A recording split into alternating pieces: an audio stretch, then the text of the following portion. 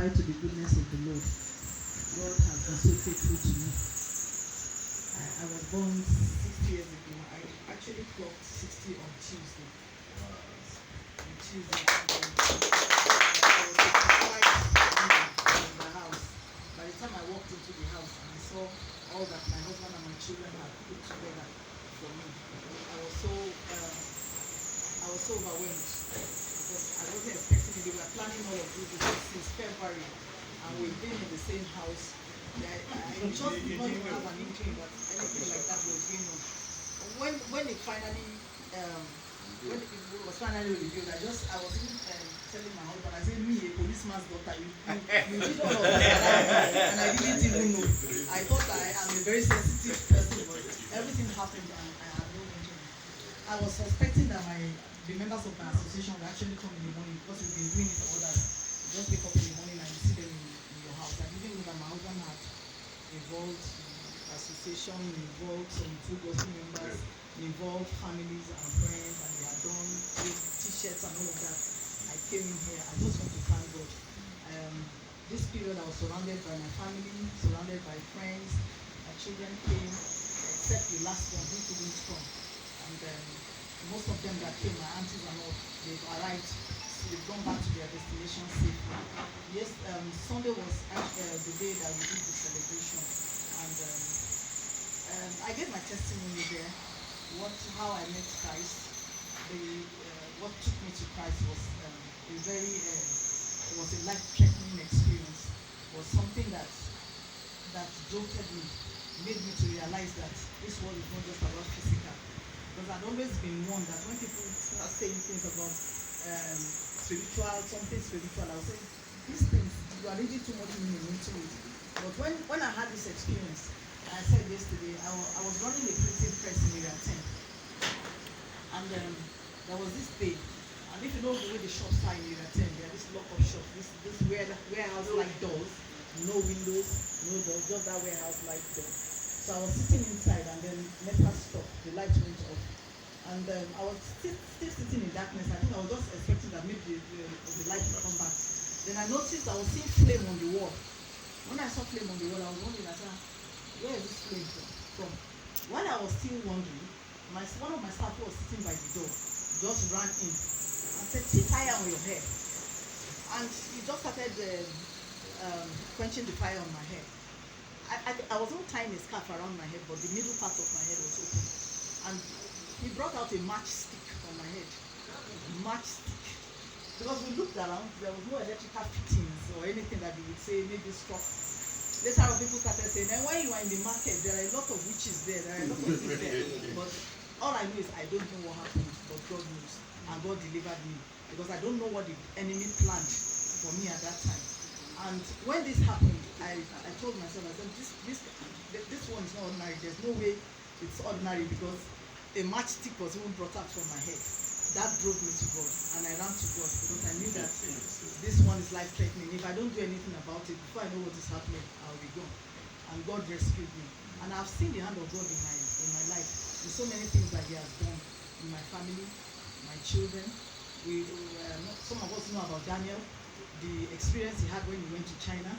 When he arrived China barely 1 week, and we received the report. His organ, he had to do stem cell surgery, transplant. He left here after doing all his medicals. Everything was perfect. Only for him to get there. From Beijing, he started calling us to tell us he wasn't feeling too well. And by the time he got to his school, all he could do was register, get hostel accommodation, and the next thing was hospital. And from the hospital, they were calling us and telling us what was happening to him. Before we knew it, they said my husband we have to travel down to give consent for them to do surgery. While we were still thinking and trying to figure out everything that was happening, they called to say that his organs were failing, his kidney was failing, everything was failing, and that they needed the consent on phone, and that they couldn't wait. So I was with my husband. My husband now gave consent. He said, okay, they should go ahead. I shouted at him. I said, you're telling them to go ahead. He said, what do you want me to do? I said, how can they go ahead? Can you hear what they're saying? They say it's 50-50. So I just went down. I didn't know, my legs failed me. I just went down. Our pastor, family, friends came that night. in this house there was no sleep. We were praying, and before we knew what was happening, it was already daybreak. By morning, we were just sitting down and waiting, because before they rolled him into the theater that day, they asked, my husband asked to speak with him. So my husband prayed with him, and he asked if he wanted to speak with him. By the time they were going to give him the phone, they said they couldn't wait anymore. They just rolled him, so I couldn't even talk to him. So by morning, we were expecting a call from them. We were all waiting. Whenever the phone rings, we were all run there. So when the phone call now came in, they said, well, we don't know what is happening. Everything is reversing. And that is how everything reversed till today. I just want to stand there, because what the devil meant to do was to take him there and just go and finish him there. But God said no. God's mercy said no and brought him back. He brought him back. My first daughter too, she was admitted into University of Maiduguri. We went there. By the time we got there, they refused to register her. They started coming up with religion, coming up with she should go back to her state. Don't they have universities in their state? Why is she coming here and all of that? They refused to register in the Faculty of Medicine. Later on, we discovered that only indigenes were registered for certain courses like law, medicine, mass communication, and some other courses they reserve for only their people. But what they do is they publish names in the paper, so it gives a semblance of fairness and all. But when you get there, we've met some families who had the same experience. By the time their children got there, they were never registered in the school. So when this happened, I was in Maiduguri for 5 weeks with my daughter. We were in one hotel in town. So one day, when I came to see the Deputy Vice Chancellor, he's a Christian. So the secretary was talking to me, and I told her, I said, look, this thing is not fair. We keep coming from town every day. She said, why don't you move into the university? There's a guest house here. Move into the university. So we moved in. We just went back to the hotel, just gathered our things, and we moved into the university guest house. By the following day, in the morning, the phone calls we were receiving was that they were burning churches, burning houses, burning everywhere in Maiduguri town. And that hotel where we were staying, there were a lot of Hausa people around that area. That's in town. The Deputy Vice Chancellor secured the university. He made sure that those hoodlums never got into the university. And that was what delivered us. How to get out of the hotel would have been a very serious difficult thing for us. But God took us out of that. And by the following day, this whole thing. And from that time till now, it has been Boko Haram in Maiduguri. Before then, there was nothing like Boko Haram. So God just ensured that she didn't get her admission into that university. She wasn't registered in that university, so that she would not go through that university. And then her testimony of getting admission into University of Jos again, it was a full gospel prayer meeting like this.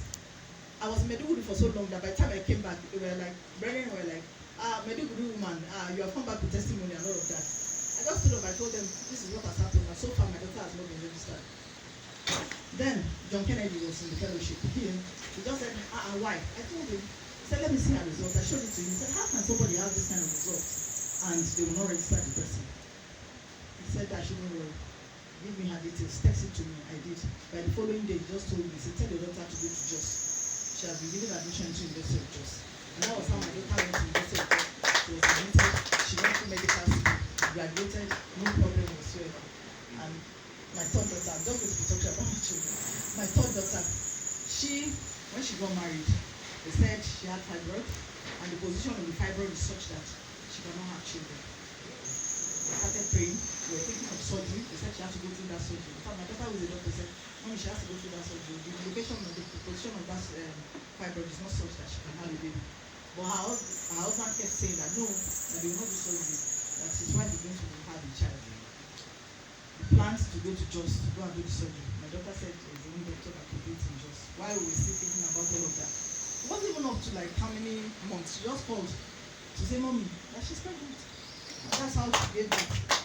She went through the 9 months and gave birth to her baby during that COVID period. Then my son, Paul, he went to school in Canada. He read commercial subjects from Nigeria. And he was very good in mathematics, and everybody expected that he would read sciences, but he just kept saying he wants to do commercial. Okay, he now went. When he got there, all of a sudden, in his yearbook in secondary school, he said he wants to become an engineer, and he was reading commercial subjects. So by the time he got there, I don't know, something dawned on him. He now said he wanted to go to sciences. So he had to do O-level physics and chemistry again in Canada. We were not happy about it because we didn't plan for all of that. But since that is what he wanted, he did that. And after he finished all of that, he said he didn't want to stay in Canada again. He wanted to move to the US. So US, we can't afford the school fees. We applied to schools, we cannot afford it. So okay, he started applying for scholarship. He applied for scholarship, and the 5 schools he applied to turned him down. He said he didn't succeed. So it was now that he had to come back to Nigeria or go and school in China. He said he's not going to China. He wasn't interested in going to China. Okay, then you have to come back to Nigeria. While we were thinking all of that, one day he just sent a message to the family group. He said, "People of God, praise God. I've been given this half scholarship, tuition scholarship." What happened was one of those schools now rolled back to him. They were going to revisit his case. They revisited the case and then they gave him the scholarship. And at that point, the school fees last was $80,000. All of that, we couldn't have been able to afford it, but God just made a way for him. And that was how he moved to the US and completed his school. And by the grace of God, before he even finished school, he got a job with Dell and is working with Dell right now. I give God praise for all of this. God has been so faithful. We have been involved in accidents and God delivered us. I gave the testimony of that accident. When we were coming to join my husband in Abuja, I had just 2 children then, my first and second daughters. On the bridge, one of those bridges in the west, our car almost plunged into the river. It was just the railing of that bridge that God used in holding it back. Meanwhile, when we were coming, somehow I noticed that most of those railings in those bridges had been stolen. You know the way they steal all those railings?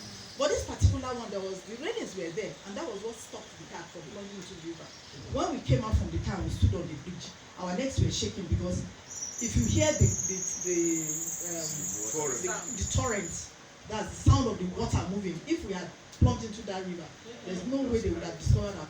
They would have washed us away, far away from that place, if they ever discovered our causes. But I just want to thank God because God delivered us from that accident. I thank God that I had family, I had friends that celebrated with me. And most of them, like I said, have gone back and they arrived at their destination safely. We still have some of them, but my mom is here. She's still around. She'll be leaving on Wednesday. And my children are still around too. And they'll be going back to very soon. And my prayer is that the good Lord will grant them joy and mercies. Praise the Lord.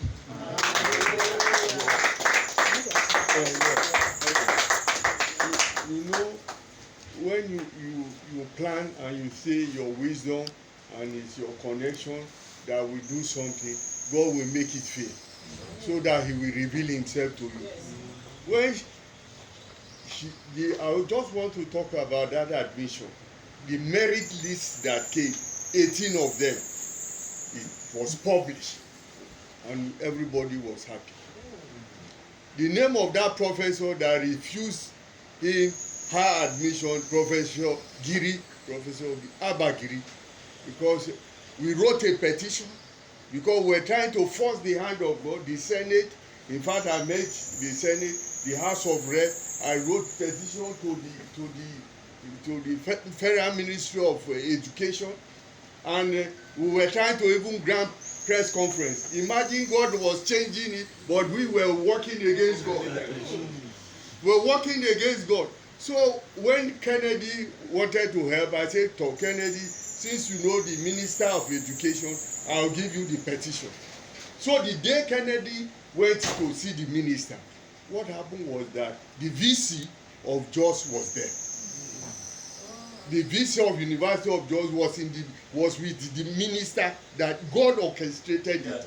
So Kennedy came in and was reporting, and apparently the minister was here, has been having reports about the VC, about the what was happening in Meduguri.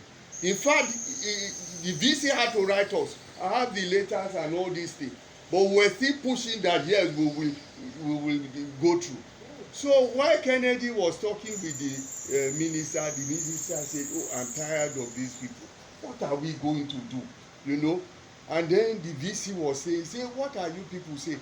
He said, "Can I have the result?"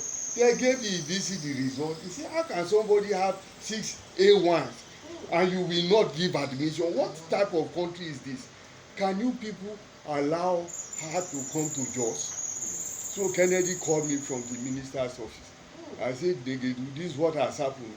Will you agree to for her to go to Jos? And the minister said, if I will withdraw all my petitions, because apparently I got somebody from Senate to put pressure on them too. You know, so that, you see what I'm trying to say. I was trying to force God when God was trying to save me.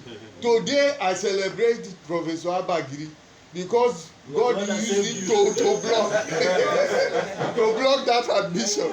Yeah. If not, we wouldn't have been able to cope with what was happening. Even our graduation would have been extended. Yeah. We would have graduated within time. Yes. And while in University of Georgia, he met her husband.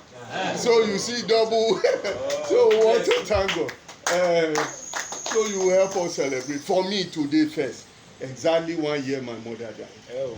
Yes, yeah, but in everything give thanks.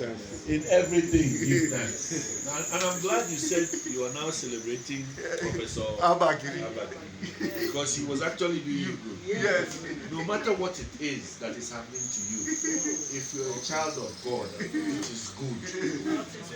All things work together for those who love Him and are called by His will. Whenever you say that something that is happening to you is not good, what you're saying, on the other hand, is I don't love God. Whenever something is happening to you and you say it's a bad thing, what you're saying is I don't love God. I don't want to walk according to his mandate. But once you are walking according to His mandate and you love Him, whatever happens to you is a good thing. It will only take time for you to see the result. Okay.